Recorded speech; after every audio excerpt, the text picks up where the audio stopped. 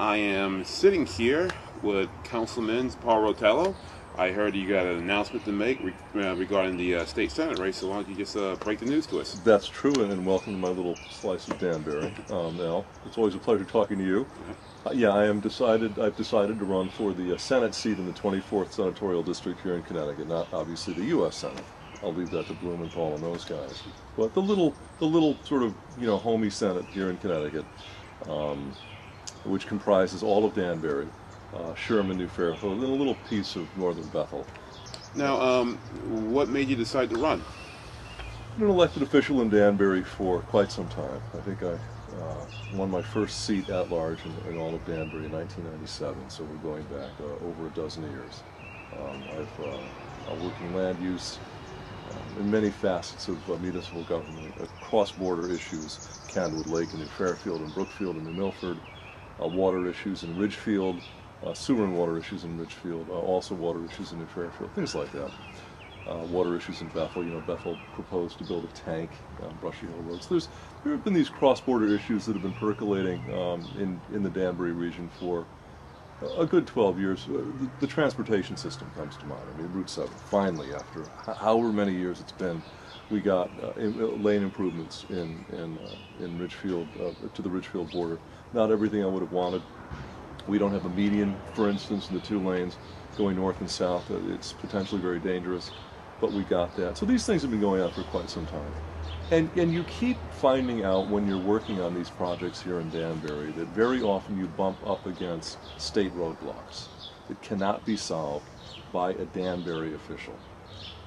You wind up going to a transportation committee to a hearing, but you're not on the commission, you're not on the committee, you're not an elected official in that realm, and they make these decisions. A case in point was when I was on zoning. We came up with I didn't come up with a plan myself, but the city, Dennis Alpern, and the attorneys came up with what I thought was a brilliant solution to siting cell phone towers. We would have local control, but very often with cell phone towers, you can't put them up anywhere because nobody wants them. But we had what we thought was a very responsible and mature way to site a cell phone tower. And just before we published the regs, the state took that power away from the municipality and created a so-called siting council and took all control completely away from local municipalities. And when you take control away from the local municipality, it means you take away control from the residents. You put it in the hands of people who don't even live in the area. That's sort of the point. That's why they do it. And I realized that if I was going to really begin to solve the problems in the Danbury area, it had to be done outside of Danbury. It sounds kind of ironic, but you really at this point need, for some of these problems, Candlewood Lake, the transportation systems, the tax problems, have to go to Hartford to do it. Yeah. Right. So we have a candidate already in the 24th that has not declared a candidacy, but said that they're exploring. Alice Hutchison, who is the former first select person for the town of Bethel. Given that we already have a Democrat in the race, why do you feel that is now the time for you to jump into this race? Well, I've been thinking about doing this for quite some time. I helped Councilman Perkins in his race 2 years ago, and that was the same time that Obama won and Murphy won his second term. Dwayne unfortunately did not win. And I had been asked back in 2007 if I would consider a run for the state senate, and I wasn't ready. There was more I had to do in the Danbury area. But it got me thinking about it, and watching Dwayne go through that process of running got me a little bit interested. So I think election night in 2008, I mentioned to a couple of people that I might be ready for a shot at the state senate. It might be time to do this. I think I have advantages that Alice doesn't have. One is proximity to power. To begin with, since Danbury is so large and is such a large part of the 24th, and there are so many voters in Danbury, and I have been working for them for over a dozen years, I have advantages of experience and name recognition in this town, which I think will help in the general election, which Alice doesn't have. She's a big name in Bethel, but that's not going to help her too much in Danbury, New Fairfield, or Sherman. It's not obviously just a name recognition, but there are most of the problems in this area either flow into or out of Danbury, and unless you've been working on them in this municipality, you may not be aware of them, or at least the subtleties and details that you're really going to need when you go to Hartford and explain the situation to them. The 24th district has issues. It does. What are, let's say, your top three issues that you have in the 24th? Okay. And how would you address those situations if elected Yeah. state senator? Well, this is like a dream wish, because right now, right off the bat, what we've got is a failure in Connecticut government. That has to be addressed first. Hemorrhaging money, spending way too much. We have to fix Connecticut before we can start picking off our checklist of all the things that we would like to do. Transportation is near the top of the list, obviously. We have a transportation system that I think that if you were alive in the late 1890s or early 1900s, you might have had better train service back then than we actually have now. I don't want to argue the point, but I've seen some of these timetables, and some of those trains were getting to New York faster in the 1920s than they are 100 years later. So not only are we not going forward, we're going backwards. The highway system continues to fill up with cars. That doesn't seem to be changing anytime soon, so we need to decide if we're going to expand the highway system, and there are proposals to do that, or if we're going to really knuckle down and figure out mass transportation and get a handle on that. My money's on mass transportation. I would love to be able to take a train to New York in half the time it takes to drive and not have to drive, and that could be done, and communities all over the world are doing that. We're just not doing it here in Connecticut. Candlewood Lake is a continuous and vexing problem for the people who live around it and for the people who use it to recreate. It's been sold several times, it's been flipped, it's been purchased, it's been, I don't know what. It needs to be, management of Candlewood Lake needs to revert back to local control. It's being managed inappropriately, in my view, by the federal government. We need to look at that. That's a big issue in lake towns like Sherman and New Fairfield.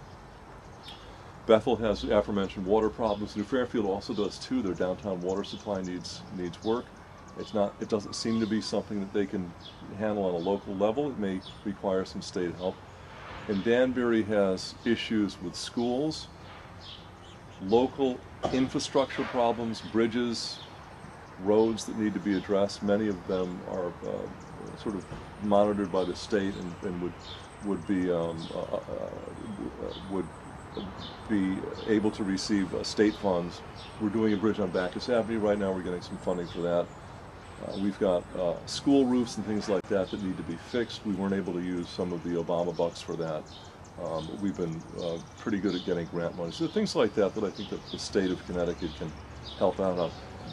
And I would love to do all this stuff the day I get elected, but unfortunately, I'm not going to be inheriting a state government that's going to allow me to. The very first order of business is to fix state government. I'm not going to fix it by casting around for a huge new revenue source. The first thing we're going to have to do is start saving some money in Hartford. We have State Senator Mike McLaughlin, who's currently the state senator in the 24th, and I heard people say that he doesn't necessarily represent me. How do you feel?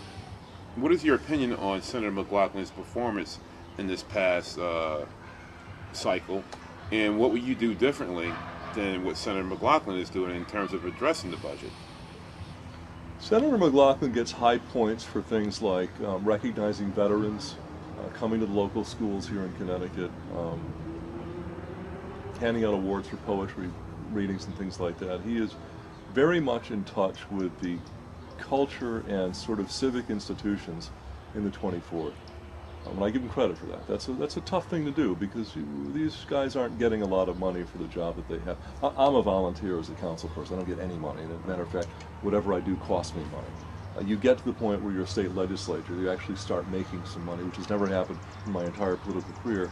And I'm not even sure I would know what to do with the money. I would be used to going to work for the constituents for free. Right. But I would actually make a little bit of money and get a little maybe stipend for my gas mileage and things like that. And when I send somebody a letter, I don't necessarily have to pay for my own stamp. That's a welcome change.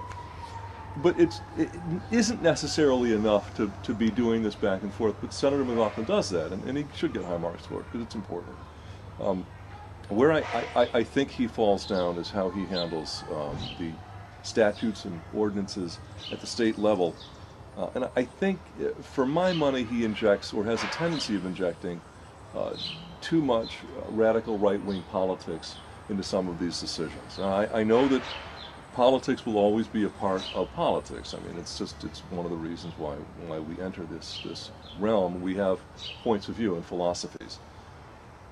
I'm not sure that this is the appropriate time to do that. I would not be doing that. I would not be using a particular political philosophy to make points in Connecticut. I wouldn't be using the State House as a soapbox. The difference, I think, between the senator and myself would be that I would be spending most of my time trying to fix government in Connecticut. Yeah. All right, thanks a lot again for your time, and we'll see you on the campaign trail. Thank you, Al. All right, thanks.